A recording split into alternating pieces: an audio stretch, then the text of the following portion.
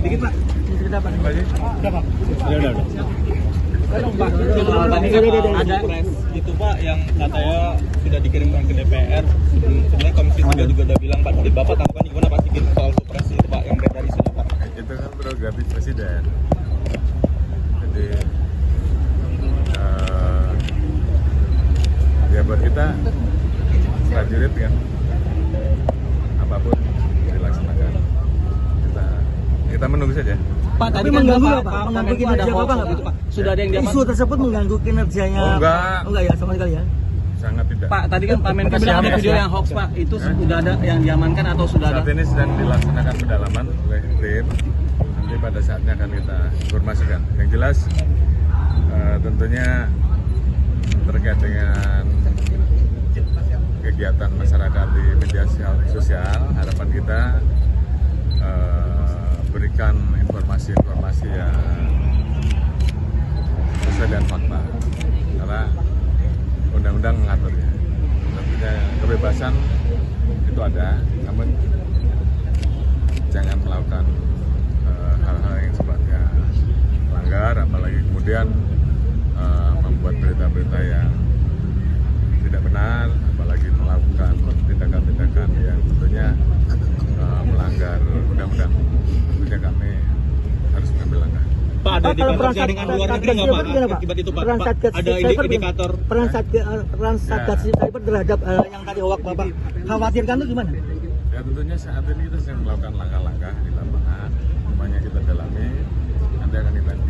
Pak, ada informasi keterlibatan jaringan luar negeri nggak sih Pak terkait itu Pak? Kita bersama seluruh kementerian lembaga, khususnya yang memiliki tugas untuk menjaga stabilitas keamanan, kerjasama dengan pemerintah daerah, semuanya seluruh Indonesia, tentunya setiap saat selalu berkoordinasi untuk memastikan bahwa seluruh rangkaian nanti masuk pada perayaan 17 yang sudah dimulai dari beberapa rangkaian yang dilaksanakan pemerintah, semuanya bisa berjalan dengan aman. Dan tentunya kita himbau, ini adalah perayaan kita, perayaan kemerdekaan yang ke-81, perayaan kita bersama. Tentunya mari kita sambut bersama-sama, kita rayakan bersama-sama dengan baik, dan kita jaga keutuhan bangsa ini. Pak, soal hoax tadi Pak,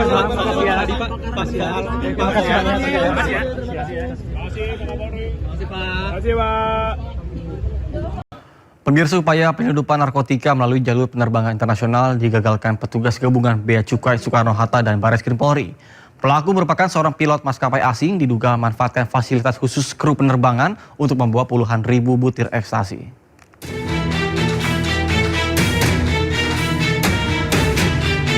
Petugas Bea Cukai Soekarno-Hatta bersama Ditipit Narkoba Barreskrim Polri berhasil mengungkap kasus penyelundupan narkotika yang melibatkan seorang pilot maskapai penerbangan asing Malaysia Airlines. Saat dilakukan pemeriksaan terhadap bagasi kru, petugas menemukan 14 bungkus berjumlah 70.114 butir ekstasi yang disembunyikan di dalam koper milik tersangka. Penyidik juga menemukan 4 gram metapetamin atau sabu yang diduga digunakan untuk keperluan pribadi. Tersangka diduga memanfaatkan status pilot yang selama ini mendapatkan jalur pemeriksaan khusus sebagai kru agar barang haram dapat lolos dari pengawasan. Sementara itu, hasil tes urin yang dilakukan Dokes Polri menunjukkan tersangka positif mengandung MDMA, metapetamin, dan kokain. Temuan ini menguatkan dugaan bahwa tersangka merupakan pengguna narkotika saat menjalankan tugas sebagai pilot. Jadi satu perlakuan khusus itu memang diberikan kepada pilot. Ini seluruh dunia. Kru pilot itu pasti dapat perlakuan khusus karena mereka dianggap low risk. Kalau teman-teman naik ke bandara, jalur pilot tersendiri, jalur kru ya, kru pilot tersendiri. Kemudian juga mungkin penanganan bagasinya tersendiri. Hal itulah yang mungkin membuat sindikat merasa melalui pilot ini aman. Berdasarkan hasil pemeriksaan sementara, tersangka mengaku telah 3 kali membawa narkotika ke Indonesia. Penyidik Barreskrim Polri menduga tersangka merupakan bagian dari jaringan narkotika internasional. Dari Tangerang, Banten, Hasnugara Ainus melaporkan. Pemirsa, kebakaran melanda sebuah hotel mewah di dekat Central Park, Grogol, Petamburan, Jakarta Barat. Dalam video amatir yang direkam warga, kebakaran hanguskan salah satu sisi bagian kanopi lobi hotel. Panel jendela di sisi atas kanopi juga terbakar habis. Menurut warga sekitar, kobaran api terjadi sekitar pukul 8 kurang. Api pertama muncul dari area panel jendela dan percikannya mengenai kanopi. Kebakaran kini sudah padam setelah mobil dinas penanggulangan kebakaran dan juga penyelamatan atau Gulkramat DKI Jakarta dikerahkan ke lokasi. Sementara penyebab kebakaran masih diselidiki.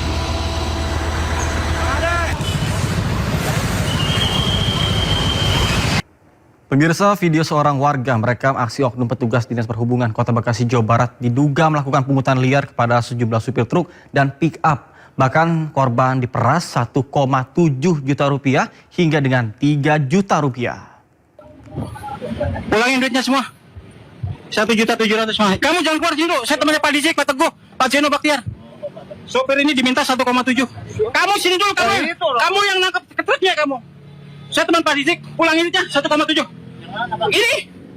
Ini di sopir. Ya, kamu kasih ke siapa? Yang nangkep kamu siapa? Ayo. Dari rekaman video amatir yang direkam warga, sejumlah sopir truk dan mobil bak menjadi korban dugaan pemerasan dan pungutan liar oleh sejumlah oknum petugas Dinas Perhubungan Kota Bekasi di pos Dinas Perhubungan Poncol di Jalan M. Hasibuan, Bekasi Timur.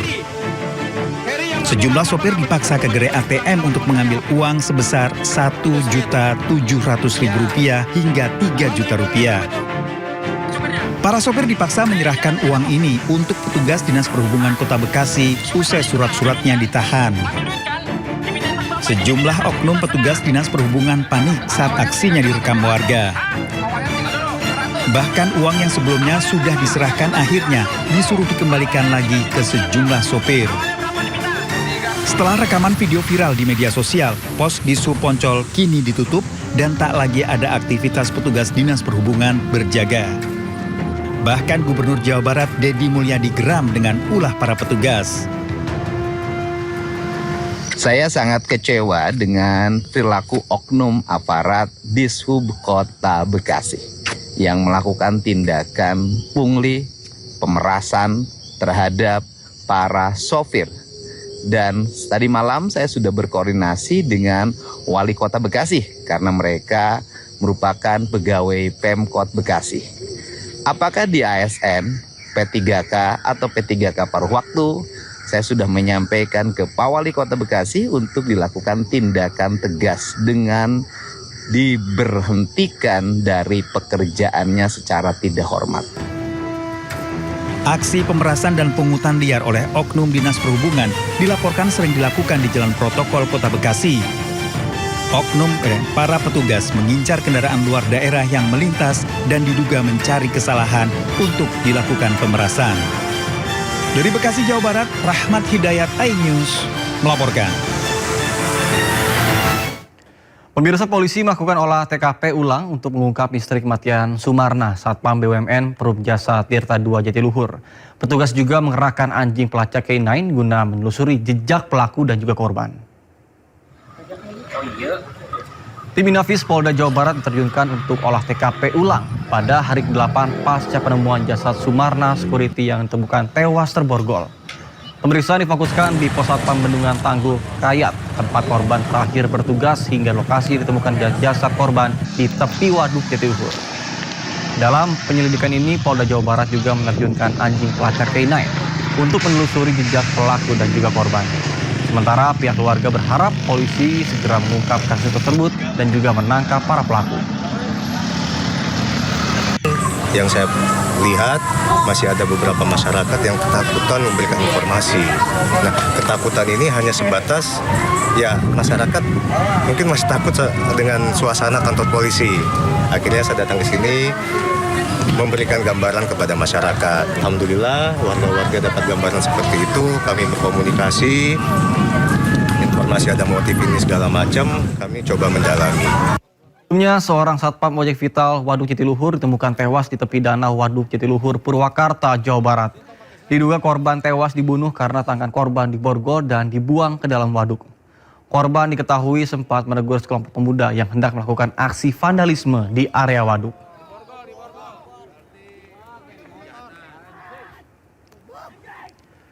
Pemirsa, massa yang tergabung dari kelompok pesilat menggeruduk markas debt collector di Surabaya, Jawa Timur. Aksi itu merupakan buntut dari kasus penganiayaan oknum debt collector terhadap 2 orang di kawasan Tegalsari, Surabaya.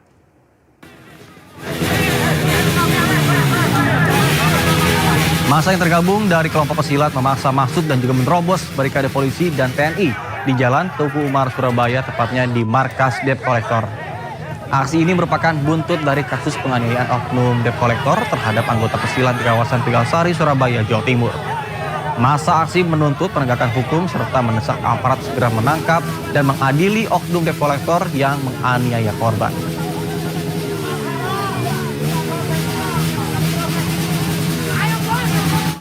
Sebelumnya, aksi pembacokan petugas parkir valet di kafe di Surabaya berujung bentrokan antar kelompok pesilat dan juga debt collector. Bahkan polisi telah mengamankan terduga pelaku pembacokan.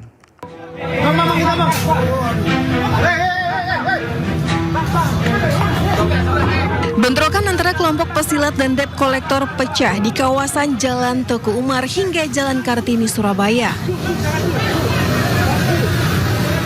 Peristiwa ini buntut aksi pembacokan terhadap 2 petugas parkir valet di sebuah kafe di Jalan Basuki Rahmat yang terjadi sehari sebelumnya. Bermula saat kelompok debt collector mendatangi sebuah kafe untuk menarik sebuah mobil. Namun proses penarikan kendaraan tersebut dicegah oleh petugas keamanan dan parkir valet karena diduga debt collector belum dapat menunjukkan dokumen yang sah. Mediasi sempat dilakukan namun situasi berubah menjadi cekcok hingga berujung bentrokan. Kelompok debt collector kemudian kembali ke lokasi dan diduga melakukan penyerangan menggunakan senjata tajam. Akibatnya 2 petugas parkir valet mengalami luka-luka akibat sabetan senjata tajam.